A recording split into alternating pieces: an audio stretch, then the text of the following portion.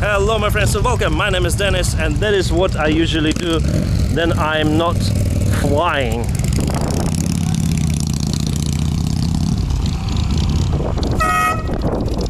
That's my motorcycle club aviators, mostly pilots. And here's my motorcycle, by the way. So today we are in the local air club near to Chernihiv. We'll make some throttle adjustment here. At this air club, my friends, I did my first flight inside the cockpit of the airplane. Actually, this kind of airplane. This is Antonov 2. Yeah, it's missing some parts of it, but anyway, we have working Antonov there in good conditions. But this one, yeah, it's closed here.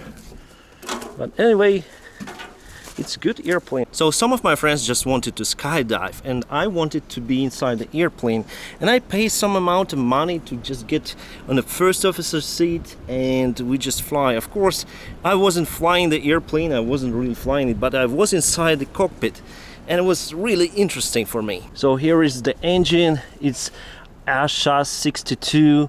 Actually it's Soviet made but designed by Wright Cyclone engine in 30s, so in 1930s, and after that Soviet Union just got the license and they started to develop their own type of engine which is quite similar to Wright Cyclone. We have 9 cylinders and it's air cooled, and the propeller here, metal blades.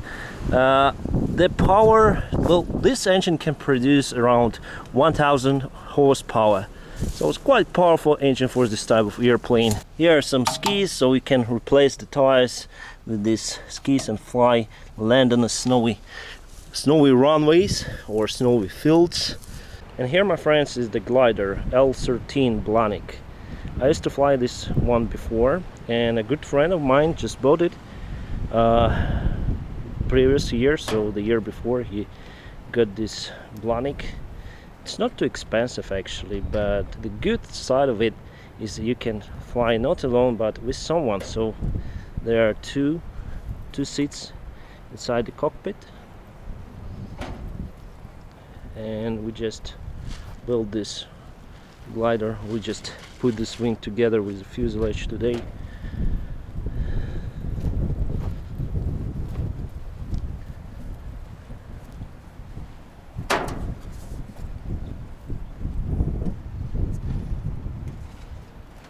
And here, my friends, is Vilga V35. It's Poland made. Actually, it was made during the USSR times, and it's mainly STOL aircraft, so short takeoff landing performance, as you may say.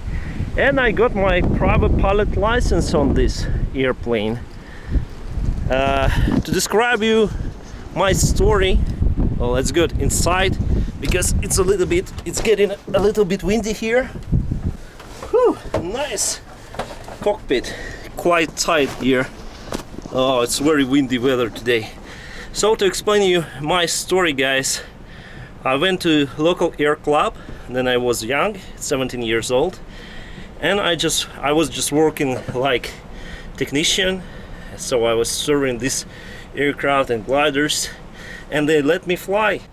So first I flew gliders, and after that they let me fly this airplane, and that airplane by that time got the certificate for pilot training. So I was sitting here in this place. Here was instructor, he used to be my flight instructor, and we mostly towed gliders. Also we did some kind of flights to several of the destinations just to finish the program, and I got my private pilot license on this airplane. And I love it. And this airplane has quite powerful engine, around 360 horsepower, and it's just small copy of IHA 62. It's quite similar, just the smaller one, radial engine, 9 cylinders.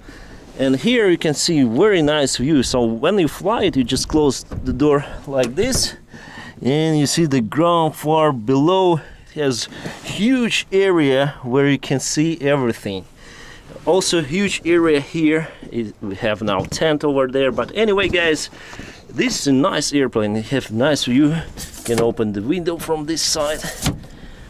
Nice. This is a throttle. This is your grip to fly the airplane, control stick, and very simple flight instrument. So it's engine parameters, and here's the artificial horizon altimeter, speed indicator.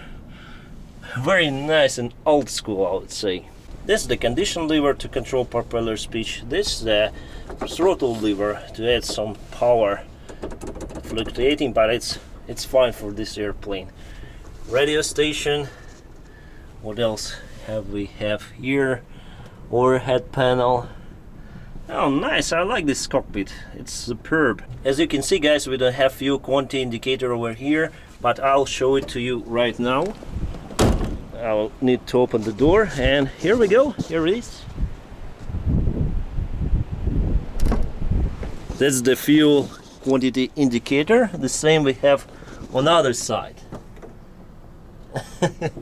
Very funny and very unusual. The flap lever is over here, so we basically put this trigger and pull to landing position, and you can actually land like this. You can increase the lift force upon the landing, so it's quite easy. Yeah, and it's definitely short takeoff and landing performance aircraft. It can carry 4 passengers, so 2 pilots, or 1 pilot, 1 passenger, and 2 more passengers. Quite nice. And you may wonder, where are the brakes on airplane? I'll show you. They are here. So this lever over here is the brake, right brake, and here is the left brake. On Boeing 737 the idea is the same, so we also have brakes on the upper part of your rudder pedals. Here we have nice headset. This one, I just wanna wear it.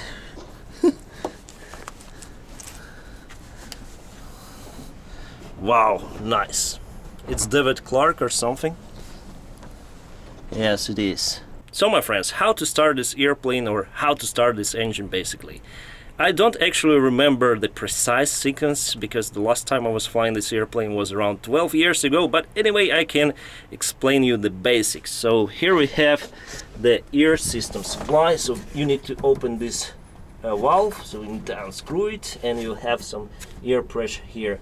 The air we need is to rotate the engine itself, so we need to rotate the crankshaft, and that is how this engine is going to be started, with help of the air system. Then we have this magneto. We need to put it the switch to 1+2. It's now blocked, I cannot do it. And here you need to put this starter, so you push this button, it will start to rotate. And then you have this manual fuel pump, and you need just to pump the fuel, and then you'll have some engine working, engine rotation. Just add some power, add some fuel with this thrust lever. So this is power lever, I would say. As far as I remember, it's like this. So let's do the walk around. Oh. Yeah, it's always nice to jump off this plane. Yeah, the wind is blowing very strong, so I think there will be some sound interference. The gear struts are very strong, very strong. You may wonder how to refuel this airplane. Well, I'll just show you. Maybe I'll just go from this side. No? So here are refueling caps, one from this side, the other on that side. So just unscrew this cap here and put some gasoline.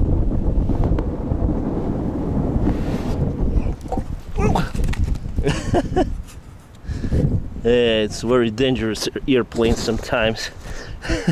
Once I fell from this step, I fell just on this step. It was quite hurt, but I wasn't seriously injured. This airplane has very developed and very effective leading edge flaps. As you can see, it's fixed flap, and it may help you to land on lower speeds possible. And also the ailerons, they also extend. If you extend the flaps, the ailerons will also go down, so it increases the overall wing curve. and also will help you to land on a very low speeds. Here is the socket for external power connection, electrical power, and here is the socket for air supply. If you want to start the engine and you do have the air inside your air system to start the engine, you connect just here to the air supply and supply the pressurized air to start the engine. A fin or vertical stabilizer, some rods to control it. And here, my friends, is also very effective horizontal stabilizer and elevator. The elevator, just look at it, it's huge.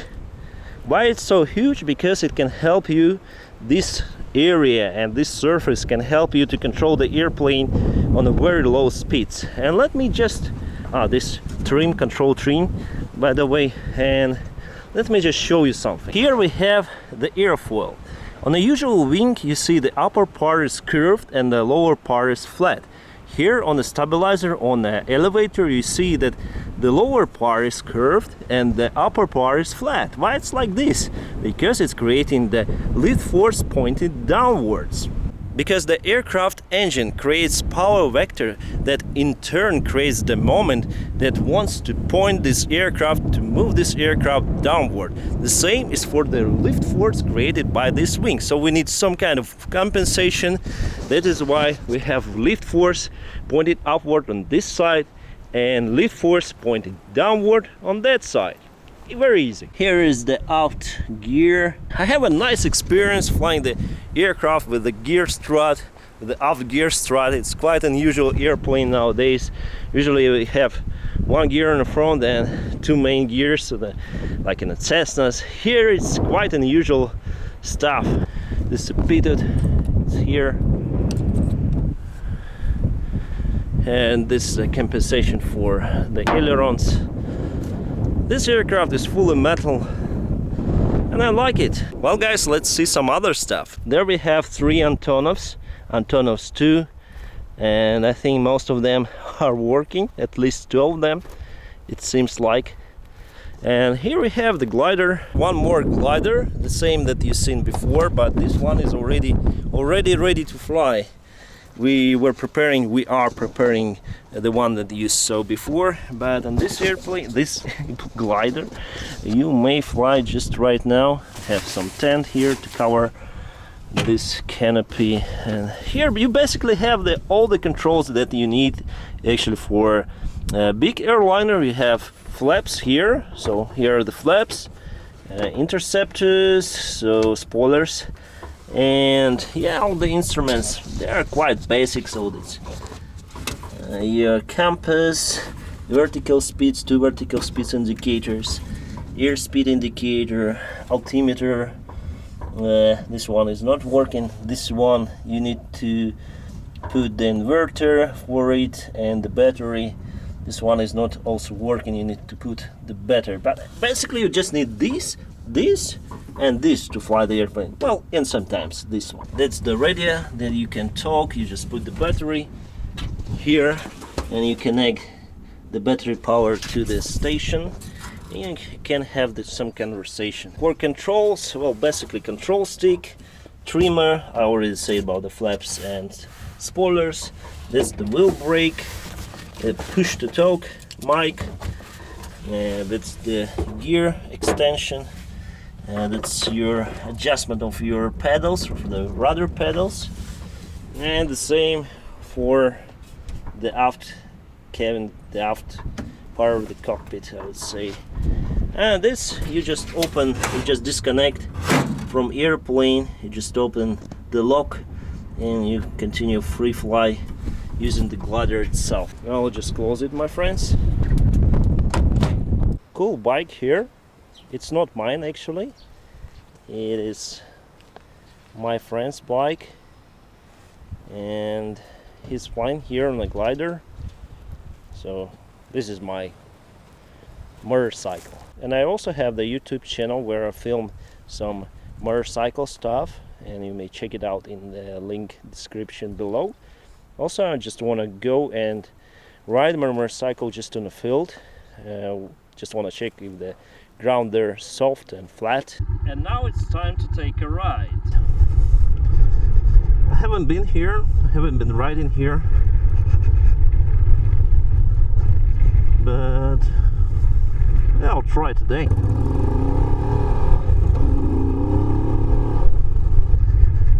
They are doing some kind of runway here with this truck. They're making it a little bit flat here. Yeah, great machine. So they did some kind of the runway actually. And yeah, it's nice. I can definitely ride at a relatively high speed here, and it will be wonderful for the airplane to land and take off. Perfect. I didn't expect it to be so flat.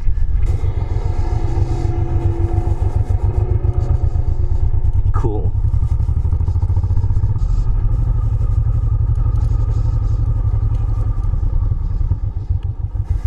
And now, my friends, you need to follow our special awesome guide checklist. So first, like this video, then subscribe to my channel, then ring the bell, whatever it means.